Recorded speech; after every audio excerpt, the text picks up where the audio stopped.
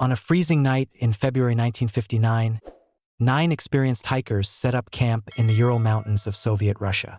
By morning, all 9 were dead. Their bodies were found scattered across the snow, barefoot, half-dressed, with crushed skulls, missing eyes, and a tongue torn out. No one knows what truly happened that night.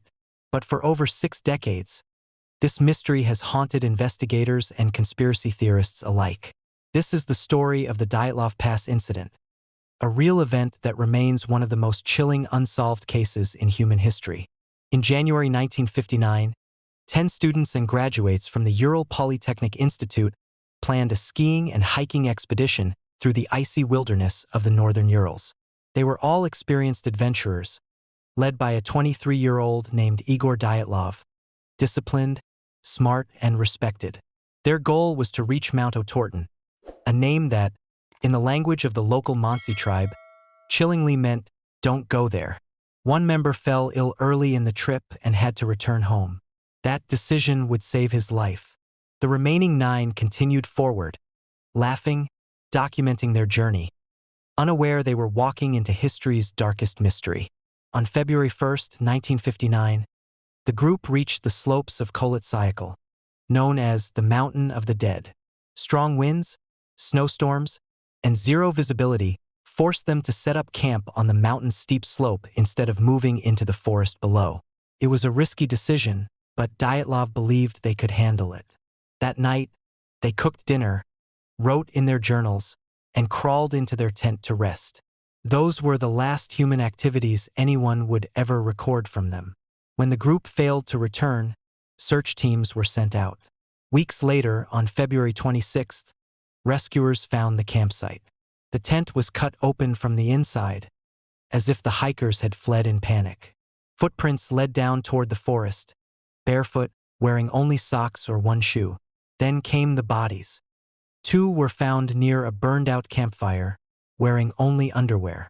3 more, including Dyatlov himself, were found scattered between the camp and the woods, as if they were trying to crawl back.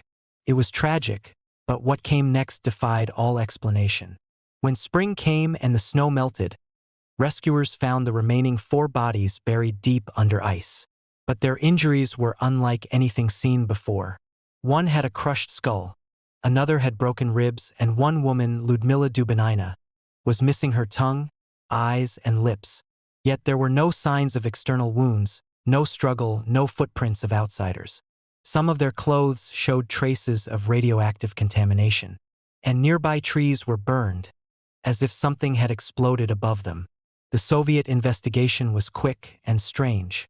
Officials concluded that the hikers died from an unknown compelling force. No further explanation. The case was closed and files were sealed for decades. Over the years, theories exploded. Some believed it was an avalanche, but the slope wasn't steep enough. Others blamed powerful katabatic winds that caused panic. Some whispered of secret military tests, a missile or mine explosion.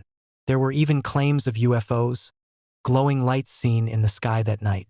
And a few thought it was psychological, hallucinations triggered by infrasound. Each theory explained something, but none explained everything. The Dyatlov Pass mystery remains unsolved.